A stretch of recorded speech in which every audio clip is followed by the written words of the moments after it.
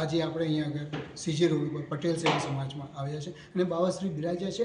હવે આપણે એમને પૂછીએ કે આપણને એ બે શબ્દો સારા જે સંસ્કારો આપણને પડે એ શું કહેવા માગે છે, આપણે એમને પૂછીએ. કૃષ્ણ વંદે જગદગુરુ. સમાજ અને રાષ્ટ્ર જ્યારે આજે ધર્મ સાથે જોડાયું છે અને ધર્મમાં તરબોળ બન્યું છે, એવા આપણા ભારત રાષ્ટ્રની અંદર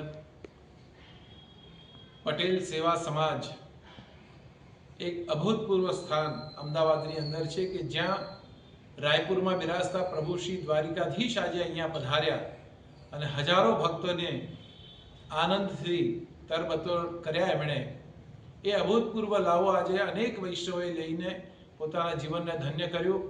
હું ખાસ કરીને યુવાનને એક સંદેશ આપવા માંગુ છું કે યુવાનો, અત્યારે સમય છે ઉગતા પુષ્પો જ પ્રભુને સમર્પિત થાય એ ભાવનાથી યુવાનો પ્રભુમાં જોડાય.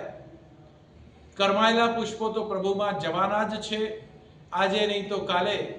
પ્રભુના શરણ સિવાય છૂટકો કોઈને નથી, તો આવતીકાલની વાટ જોવી એના કરતાં આજે જ આપણે પ્રભુના ચરણ શરણને સ્વીકારીએ તો જગતના તમામ સમસ્યાઓનું સમાધાન પ્રભુ સ્વયં કરતા હોય છે. અને એ ભાવનાને ધ્યાનમાં રાખીને 3 દિવસનો ષષ્ઠી પૂર્તિ મહામહોત્સવ કાર્યક્રમ અમદાવાદના આંગણે ગોઠવવામાં આવ્યો. હજારો યુવાનો, હજારો એનઆરઆઈઓ આ કાર્યક્રમમાં જોડાયા છે અને ખૂબ અભૂતપૂર્વ આયોજન પટેલ સમાજે અને અમારા વૈષ્ણવ સમાજે ભેગા થઈને અભૂતપૂર્વ આયોજન ગોઠવ્યું છે.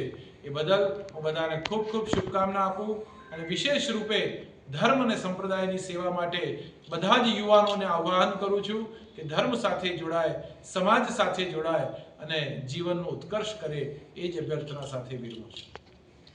જેમ કે તમે જોયું, બાવાશ્રી બહુ સારી વાત કરી કે તમે અત્યારના યુવાન છો અને યુવાન લોકો અગર આની જોડે જોડાશે, ભગવાન જોડે જોડાશે, ભગવાન સમ્મુખ થશે તો આપણું જીવન ક્યાંથી ક્યાં પહોંચી જશે. કેમેરામેન અંકિત પ્રજાપતિ સાથે અમદાવાદથી અલ્પેશ શાહ.